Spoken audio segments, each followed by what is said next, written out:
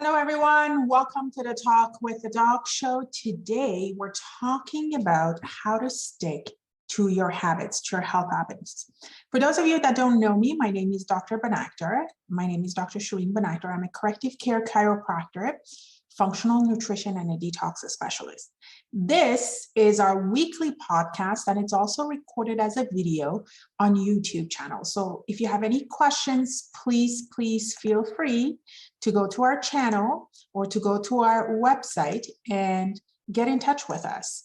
You can go to www.harmonywellness-frisco.com, or you could follow us at Dr. Shireen Banakter. On top left-hand corner of the website, you'll see all the Facebook, Twitter, YouTube, podcasts. So go ahead and follow us. This is your chance to subscribe to our podcast as well as to our YouTube to get notification every time there is a new video out.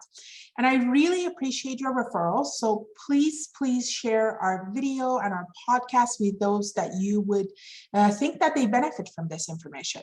We're here to, of course, build a community of inspired individuals that would like to further their health habits and bring wellness not only to their own lives, but to the lives of their families. So today, we're talking about how to stick to your habits. Recently, I started to use a very simple strategy to break my unhealthy habits, things like eating a plate full of cookies, and create healthy habits like flossing every day. This little tactic is so simple that you'll be able to implement it in just a few seconds, but if you're anything like me, it can make a big difference in your life. And here's how it works. Today's stuff is actually the information today is taken from James Clear, The Atomic Habit book, which by far is one of my favorite habit making and habit breaking books that are out there. So please go ahead and invest in it. It'll be a great investment. I've listened to it multiple times already. So we want to consider our environment when we're considering our habits. You want to see how much time do you spend thinking about how the environment you live in, for example, your home, your office, and your community determines the type of actions that you take. So if you're like me, this isn't something that you actively consider very often. But I'm just starting to realize how important the environment is for achieving our goals. And this is especially true if our goals is to create a healthy habit. So we wanted, earlier we talked about how to make healthy habits, but you've probably noticed that starting a new habit isn't really easy, and breaking your old ones can be even more difficult. So in many cases, there's a simple reason for it. The environment that we live in makes it easier to practice the habit that we already have. And it makes it more difficult to practice different habits, like the health habits that we want to build. So another way of saying this is that our environment, where we live, where we work, where we socialize, is designed in a particular way that may not be optimal for our goals. We probably did it without even thinking about it. And it doesn't even have to be that way. And here is something that you could do. James Clear talks about what we call the visibility method. When you start to analyze your own behavior, you notice that many of the actions that you take each day are simply a response to the way things are organized around you. For example, when there is a plate of cookies on the counter, I would eat one. If I have a closet full of treats, then what do? We are going to the kitchen when we're hungry. We open the door, and what do we have?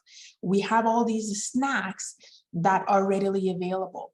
And because at that moment, you're hungry, you don't want to cook, you're stressed out, what do you reach for? For that junk food, all right? You may not even crave it, all right, until you see it. So you're simply responding to your environment.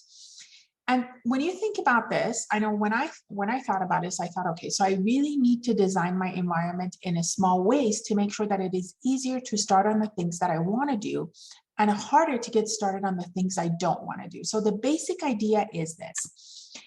You want to try to make good things visible to yourself. Put it in a location where you won't forget about it when it comes the time to do it. For example, I place my vitamins on top of the counter.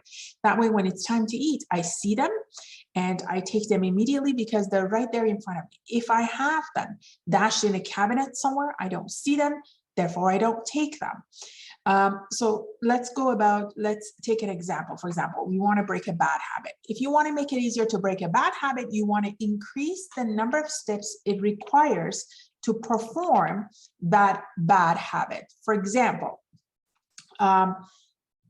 if you want to floss, all right, you may be brushing your teeth, but flossing may not be may be a different thing. So you never get around to do it. You may be tired. It may not be on your priority list. It is a logical thing to do, all right, but it's weird. Some people don't do it, and I was one of them. So regardless, even if I try to remember to floss every day, I rarely would. But now I floss without a fail, and here's what changed. I switched from a long string floss to the pre-made flosses. All right, that made the process a lot simpler. It didn't require me to wrap the floss. It didn't require me to look for it, to take it out. They were just in a cup on the counter right there. And what happened was, because I didn't have to take extra steps to bring it, it was right there. It was just natural. I would pick it up. It was right in front of me. I would quickly floss. All right. And it did not add a lot of time to what I was doing already.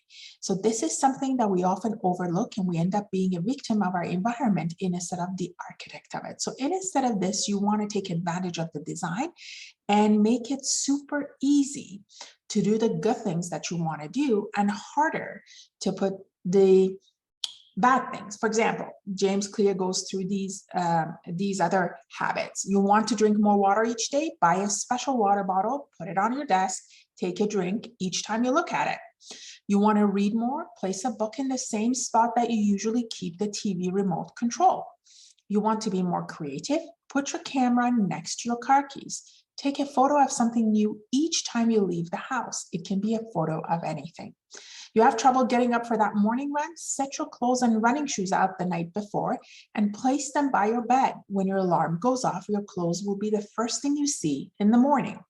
Getting stressed out and forgetting to take time to breathe? Set a reminder on your calendar for mid-morning and mid-afternoon. And each time the reminder goes off, breathe in deeply through your nose for 3 seconds and breathe out fully through your mouth for 5 seconds. Repeat this 5 times. It's a quick de-stressing technique.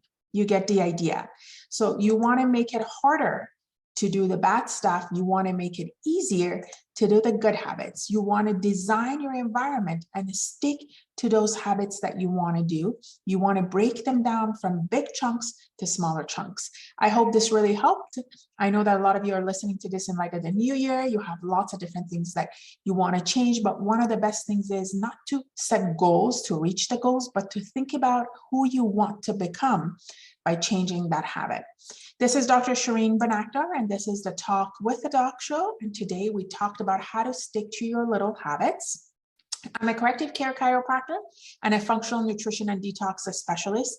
Please subscribe to our videos and our podcasts weekly, and please share them with those that you feel would benefit from this information.